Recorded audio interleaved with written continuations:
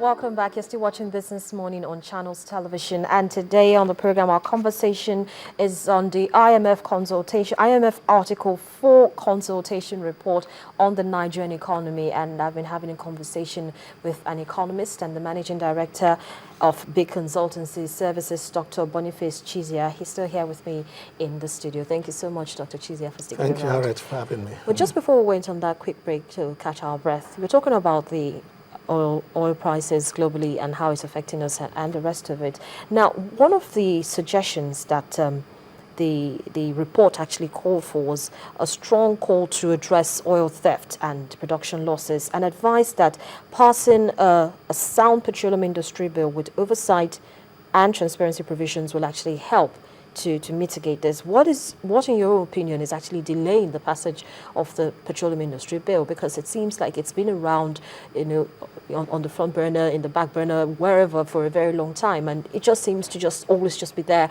and nothing has really been done about it, or so it seems. Harriet, I'm also at a loss. I'm at a loss in the sense that, as you rightly observed, it's something that has been in the system for quite some time. There's no speculations, that the oil majors, they don't want to see the bill. But then they say differently. Well, okay, but then that's speculation. And there was a time it was rumored that, some of our legislators were taken over to Accra and so on and so forth, and they were affected, and they don't want it. So we don't know. You are saying now they say differently, but I know that it's not for us in the sense that. People are waiting. There's some uncertainty. It's like as if there's some gray areas, within operations.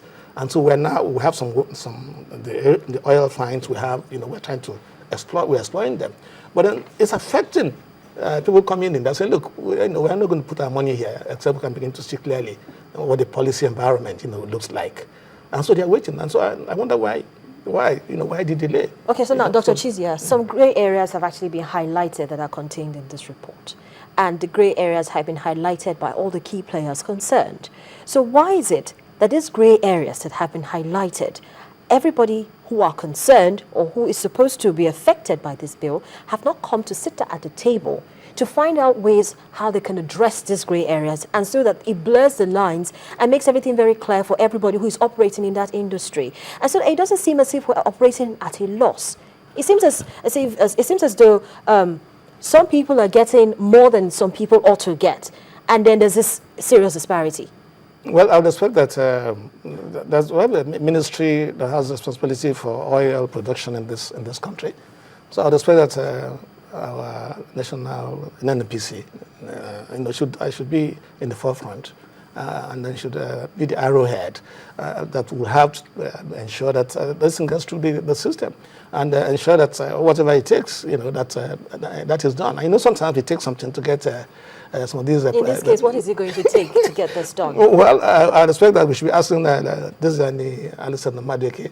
That I'm sure that she should know better than I do what it will take to get this through the system.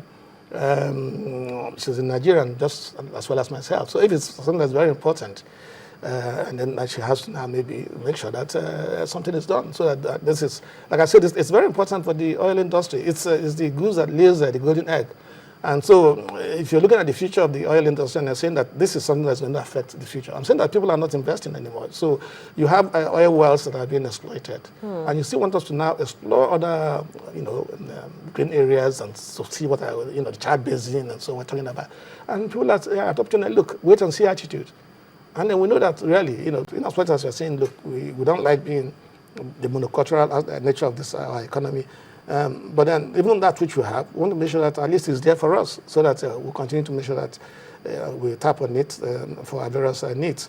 And so, what is holding it and has held it for this long, I think it's something that it calls for almost an emergency meeting. I think that the president should give a marching order, and say that, look, this thing should be out by a certain date. And I'm sure that once there's a will, there'll be a way. So I'm sure if the president says, look, I want this bill, petroleum industry bill, out by, and I'm sure that it would happen, and so we need some people to throw their weights behind it. I'm not privy to what is causing the delay. I don't know what's causing the delay. I mean, let me tell you, Lagos Chamber of Commerce, I read in the papers, they said the way it is today, the way the bill is, the way it is formulated today, it is not in the best interest of this economy. Not too long ago, Lagos Chamber of Commerce and Industry, they raised issues. And so that's why, look, you look at this and you say, look, what really is, what's happening here? Well, I think that, like you did say, maybe that we should call the stakeholder conference, and then I think that the president should stand behind this, and then because it's very important for the future of this country, for our economy, that this bill is passed. And if there are issues with the bill, they should be addressed. So you don't throw the baby away with the bath water.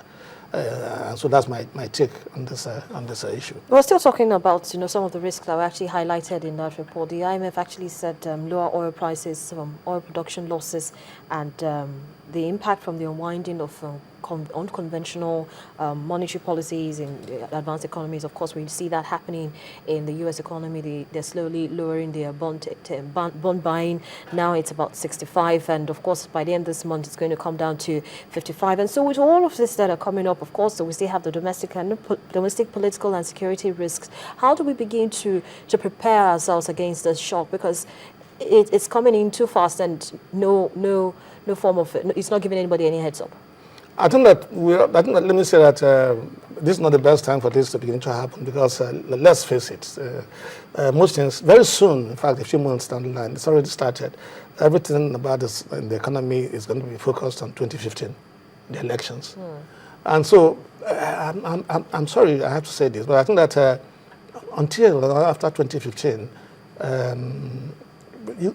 to begin to focus on things that are so fundamental, we might not have too much of a chance, to have that pushed through. Like I said, except really somebody who has the clout, comes and stands behind it and says, look, this thing must be done. It must be done by this time, and a deadline is given. Then it will happen. And there are issues. The issues that are canvassing. Nothing is not known. If you're talking of oil theft, we know. At that time, it's been celebrated that we are losing about $100,000 barrels a day. And somebody was celebrating, I think it was my own state governor, Delta State, was saying that it's now down to 40,000, so we're making some progress. But you say to yourself, 40,000 barrels of oil is being stolen every day. Now, if you do some simple calculation, that's a lot of money. And so, but then, if that amount of oil is being stolen, you say to yourself, then it's not just a small fry. It's not being taken in kegs. For that amount to be taken away, then it's a whole industry. So if it's a whole industry, then you say to yourself, then it shouldn't be too difficult to fight. So what you need is the political will. And so if you have the political will, and most of this things is that those who are also involved in those things also have political clout themselves. And so those who are supposed to pursue them, they're also looking at these things and saying that, looking at this, that man is involved in this thing. So how are we going to do it? And so they are pulling their punches. But there's nothing that you wanted to do, and you are focused and you're single-minded about it, and people have the authority to do it, and deciding for it to happen, it will happen. But then you see, the reason why this might not begin to reduce anytime soon is probably because, of the high poverty rate and unemployment rate that we have, despite the fact that we've seen, quite a few jobs, if not as much as we'd like, being created in the last couple of months with the Shopee, UWIN projects and the rest of it. But then, according to this report by the IMF, it's still not at par. Nigeria is still not at par with its peers in terms of, reducing unemployment and reducing poverty. What should and can be done to address this, so that we can begin to see inclusive growth? With the Minister of Finance, and the Coordinating Minister of the Economy, Dr. Ngozi Okonjo-Iweala, has been wanting to see happen for some time now. Excuse me. I think that unemployment is a big issue. There are not too many families in this country that don't have one or two people, looking for jobs. In fact, in some instances, you find people who have been to universities and done the compulsory national youth service, and they've been out and about. We're talking about even people who are employed. Some are even underemployed. So many are underemployed. Some people are employed in areas in which, and so it's a big issue. But it's something that if you look at the Shopee and you look at the internship program, which the government has tried to do, those are mere palliatives. They're just going to scratch the surface. Like I talked about Nollywood. In fact, I read in the papers just this weekend that Nollywood employs about 1 million Nigerians. So that's quite substantial. What about agriculture? Agriculture also. Normally, agriculture is in the mainstay of our economy in terms of GDP, in terms of employment, and so. And then quite a lot is happening in that sector. The Minister of Agriculture, will have to give it to him. I think it's really a human's job in terms of innovating the place. And we're talking of transforming agriculture in this country. In fact, people are coming from outside to come and understudy what he's trying to do in that area, and that's what you get when you put somebody who knows what he's doing. You put a square peg in a square hole, and you begin to get results. So all this are happening. But what will really grow the economy that I talked about, bring about inclusive growth, is that we need to make sure that we diversify this economy. We need to make sure, for instance, let me say, for instance, the power sector. Let's take the power sector. Let's even try and resolve this question of lack of steady power supply. Yeah, because it was even mentioned in the report. Yeah, I mean, I was shocked when I read in the papers that MTN spent 32 billion naira in 1 year buying diesel, for their stations across the federation. 32 billion naira. And you could ask yourself, what did Airtel and so what? And so did put it in context that if you can get power to some extent to be a bit steady, more than what begin to have, like the president did say that by June this year, that we begin to have a steady power supply. And I said to myself, it's not June yet, so let's wait until June. Wait and see. I said to myself, if he succeeds in doing that, then his political future will be in his hands. Because most Nigerians want to see that sorted out. And if that happens, what tends to happen is that once that happens, then you find that the small scale industries, which would be the engine that should drive this economy, will come alive. You go to a barber now, he will tell you, if I have 2 generators to cut your hair for you, you have to pay so much. If it's NEPA, NEPA is a PHCN. It's PHCN, so you have to cut. So I think that there are things we needed to do. If you can fix power, this economy will grow much, much faster than what we are seeing now. Okay, so how about the rebasing of the GDP? We know that the National Bureau of Statistics actually wants to rebase the GDP, and we ought to have got the figures by now. It said January, but it's been moved to March. So how will this strengthen decision-making, for instance, for investors, particularly private investors? I think that the rebasing of GDP, I think is a pity that is lagged behind the way it did. I understand that the last time we did rebasing was 1990. And the average time span you take for you to rebase is 10 years. And so that means we are 24 years behind. And that really is unacceptable. I don't see why that should be so. And now, by the time you rebase, okay, what happens is that once you do that, then it means you adjust your calculations. For instance, what's being projected is that the Nigerian economy is going to be far, far, far larger in terms of GDP than South Africa. Nigeria automatically, once that is done, becomes the largest economy in Africa south of the Sahara.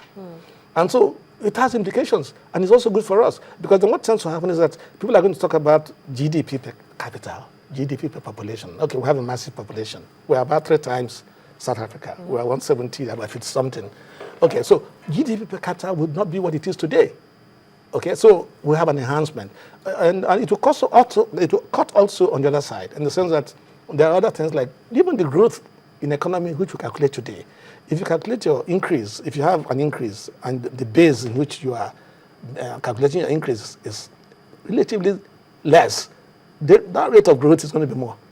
But when you now have a larger GDP, maybe the growth we are now saying 7%, 8%, 10%, we begin to come back to about 3, 4. And there was a time in this country we are saying, look, let's grow even more than the rate of growth, average growth of population. A population grows on average about 3%. And so let's even grow beyond 3%. Now we've done 7, 8, and so on. Oh, Dr. Chizea, we'll have to leave it here for today. But thank you so much for coming on the program. I know we're going to have this conversation again, because this isn't the last report we're going to be getting from the IMF or any international body for that matter. But thank you for coming on the program. Thank you, Harriet, for having me. Well, I've been speaking to an economist and a managing director of big consultancy services, Dr. Boniface Chizea, and we've been reviewing the IMF Article 4 consultation report. We'll take a quick break now, and when we come back, we'll check in with our correspondent, Temple Ashaju, who is standing by on the floor of the Nigerian Stock Exchange to give us an update on trading at the moment. Please join us again.